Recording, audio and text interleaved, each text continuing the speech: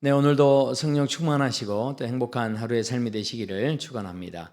하나님께서 오늘 우리에게 주시는 말씀은 출애굽기 22장 16절부터 31절까지의 말씀입니다.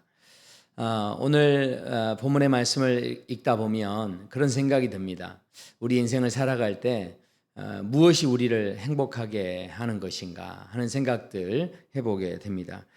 대부분 많은 사람들이 행복하다 이렇게 이야기할 때 뭔가 좀 거창하고 뭐 대단히 아름답고 뭐 웅장하고 뭐 이런 대단히 서프라이즈한 어떤 기쁨이 있고 뭐 이런 것들에 대해서 실은 행복하다 하는 생각들을 많이 합니다.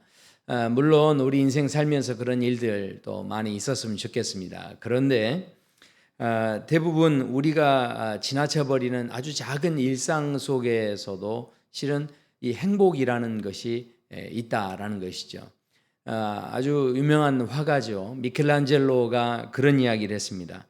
사소한 것들이 모여서 완벽함을 낳는다. 네, 그렇게 이야기했습니다. 그러니까 우리가 일상의 삶을 살아갈 때 그저 친절한 말 한마디를 또 한다던가 또 일상의 삶을 살면서 뭐 친구들과 함께 커피 한 잔을 한다던가 또 이렇게 지금 뭐 집에 가는 길에 보면 우리 가정들마다 곳곳에 화분 속에 이렇게 꽃들을 심어 놓고 또 그 꽃들을 도시 곳곳에서 우리가 보게 되는데 그 꽃들을 바라보는 그런 어떤 즐거움들 그리고 우리가 지나가다가 그 상점에서 흘러나오는 그 음악 소리 심지어 이런 것까지도 실은 사소하게 그냥 지나쳐 버릴 수 있는 것이지만 그러나 그것들을 우리가 다시 한번 생각해 보면 너무 사소하지만 그것들이 결국은 쌓이고 쌓여서 우리의 모든 감정을 다 터치하고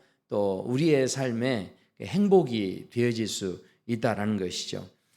결국 큰 것만 중요한 게 아닙니다. 왜냐하면 우리 인생을 단숨에 사는 건 아니지 않습니까? 단숨에 끝나는 인생이 아니지 않습니까? 그래서 우리 인생의 그 사이사이에 아주 작고 사소한 것이지만 그것들이 아름답고 또 그것들을 통해서 우리가 행복을 느낄 수 있을 때 진짜 우리 전체 인생을 볼 때 정말 큰 행복이다. 이런 우리가 고백을 할 수 있는 것이죠. 결국은 우리는 하루하루를 살아갑니다. 사소한 일상이지만 또 사소한 순간들이지만 그 하루하루가 모여서 우리 전 인생이 되어진다라는 것이죠. 그래서 정말 행복하기 원한다면 큰 것만 행복한 게 아니라 작은 것에서도 행복을 느낄 줄 알아야 우리 인생에 대해서 진짜 행복을 발견할 수 있는 그런 삶이 될 수 있다라는 것이죠. 그래서 우리 예수님께서도 이 작은 일에 대한 소중함에 대해서 우리에게 말씀해 주셨죠. 누가복음 19장에 보면 그래서 이렇게 말씀하시죠. 주인이 이르되 잘하였다 착한 종이여 내가 지극히 작은 것에 충성하였으니 열 고을 권세를 차지하리라. 네, 이렇게 말씀하셨습니다. 오늘 우리가 읽었던 말씀에 보면 이스라엘 백성들에게 하나님께서 주시는 그 규례의 내용들이 굉장히 정교하게 이렇게 소개되는 것을 보게 됩니다. 어떤 약한 사람도 어떤 하찮은 사람도 소외되지 않도록 그렇게 아주 세심한 배려가 담겨져 있는 이제 그런 규례들이 소개가 되는데요. 그 첫 번째는 젊은 사람들 간의 그 순결에 대한 문제들이 소개가 되죠. 16절 17절 보면 사람이 약혼하지 아니한 처녀를 꾀어 동침하였으면 납폐금을 주고 아내로 삼을 것이요 만일 처녀의 아버지가 딸을 그에게 주기를 거절하면 이렇게 말씀을 합니다. 그러니까 지금 그 처녀에게 납폐금으로 이제 돈을 내어라 이제 이렇게 말씀을 하죠.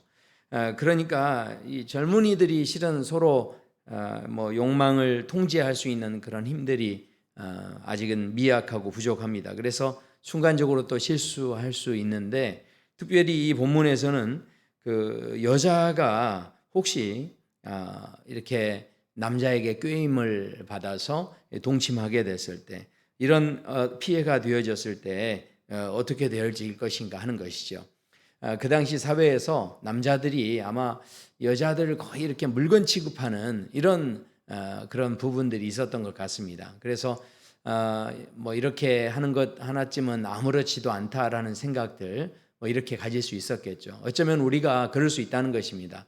우리 일상의 삶에서 하찮게 여기는 것들, 이것쯤은 내가 그냥 아무렇게나 해도 되라고 생각하는 그런 사소한 것들이 있을 수 있는데, 그런 여인들이 피해를 당했을 때 그것에 대해서 반드시 그 남자는 책임을 져야 한다 하는 것을 말씀하셨고, 심지어는 여기에 대해서 그 약자에 해당되는 그 여자에게 이 일에 대한 모든 그 해결의 그 실마리, 이 문제를 해결할 수 있는 주도권을 바로 결국은 이 약자인 여자에게 넘겨주고 있다라는 것이죠.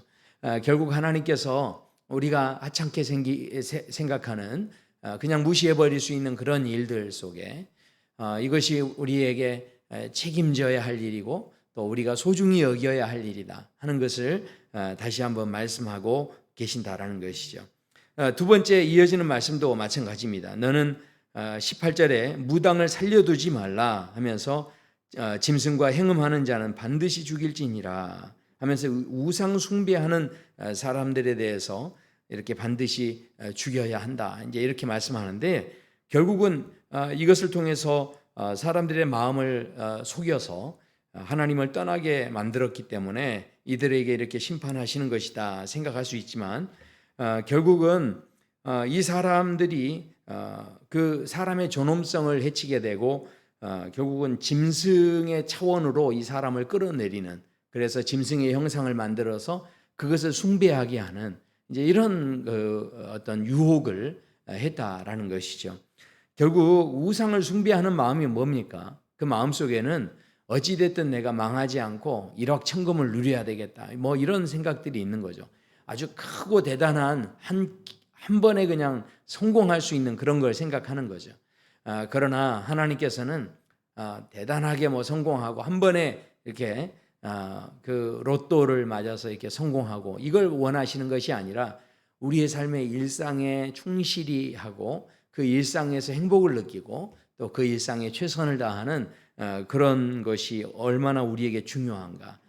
결국은 우리가 서로를 이렇게 존중하는 것이 창조의 질서를 깨뜨리지 않는 것이 되어질 텐데, 짐승과 사람을 분명히 구분해 놓으셨는데 여기에 대해서 그 사람의 욕심이 들어가면서 이제 오히려 사람이 짐승을 형상화해 놓고 섬기는 모습들이 하나님께서 보시기에 악한 것이었다. 그래서 단호하게 이것에 대해서 처신하셨다 하는 것이죠. 세 번째로 이어지는 말씀들을 보면 하나님께서 어떤 분이신가를 더 분명히 말씀하십니다. 우리 하나님은 정의와 공의의 하나님이시기도 하지만 그러나 동시에 자비와 긍휼의 하나님이시죠. 그래서 이렇게 말씀을 하십니다. 너는 이방 나그네를 압제하지 말며, 21절부터 보면 그들을 학대하지 말고 또 애굽 땅에서 너희가 나그네였던 걸 기억해라. 그러니까 너희도 애굽에서 종살이로 고통당하지 않았느냐, 그러니 너희도 나그네들에게 잘해주어라, 이렇게 말씀하고 있다라는 것이죠. 나그네를 압제하거나 고아나 과부들에 대해서 함부로 대해서는 안 된다 하는 것이죠. 무슨 이야기입니까? 우리 일상에서 만나는 그저 우리가 대수롭지 않게 생각하는 그런 혹시 관계들이 있을 수 있지만 절대 그래서는 안 된다는 것이죠. 모든 사람을 존중히 여기고 또 소중히 여기고 그냥 지나쳐버리는 그 일상의 사소한 것들 놓치지 말고 그것에서 행복을 누릴 줄 알아야 한다 하는 것을 도전하십니다. 그래서 그들에게 돈을 빌려주고 이자를 받아서도 안 된다, 네, 그렇게 말씀하고요. 또 혹시 옷을 전당 잡았으면 해가 지기 전에는 그 밤에 그 사람이 추위를 면할 수 있도록 그 옷을 다시 돌려줘야 한다. 그러니까 너무 세심하게 이 부분들을 하나님께서 지금 배려하고 계시는데 우리 인생 가운데서 자꾸 사소한 일이라고 해서 넘겨버리지 말고 그것에 대해서 우리가 좀 소중히 여기고 또 사람들을 존중히 여기는 그런 마음들을 다시 한번 생각하게 하고 계십니다. 28절에는 심지어 또 이렇게 말씀하죠. 너는 재판장을 모독하지 말며 백성의 지도자를 저주하지 말지니라. 재판장이나 지도자들에 대해서도 함부로 말해서는 안 된다 하는 것이죠. 그 사람이 직접 듣지 않는다 할지라도 우리가 결국은 이런 상황 속에서 우리가 주변의 상황을 그만큼 소중히 여기고 또 그 사소하게 지나가는 그냥 뭐 한마디 던지고 지나가 버릴 수 있는 이야기일지 모르지만 그것조차도 하나님께서 거기에서조차도 우리가 행복을 누리기를 원하시는 그런 하나님이시다 하는 것이죠. 그래서 하나님께 드릴 예물 드리는 것 머뭇거리지 말라 하는 이야기를 그 뒤에 또 하십니다. 29절에 보면 너는 내가 추수한 것과 내가 짜낸 즙을 바치기를 더디하지 말지며, 뭐 소나 양에게도 심지어는 그렇게 해야 한다는 것이죠. 그러니까 하나님 앞에 뭔가 내가 작정하고 바치기로 했던 것들이 있다면 그 마음도 그냥 대수롭지 않게 지나가 버리지 말고 그 마음조차도 소중히 여기고 또 그것을 가지고 하나님 앞에 나아갈 때 우리 하나님께서 어떤 하나님이십니까? 자비하신 하나님이시라는 것이죠. 그렇기 때문에 우리 하나님은 우리에게 더 풍성히 채워주기를 원하시고 우리의 필요를 채우기를 원하십니다. 뿐만 아니라 약자를 보호하고 계시는 그런 하나님께서 우리 또한 그 사소한 것들, 그냥 지나쳐버릴 수 있는 것들 지나쳐버리지 말고 거기에 대해서 소중히 여기는 마음을 가지라는 것인데 그 소중히 여기는 마음이 뭐겠습니까? 바로 자비의 마음이겠죠.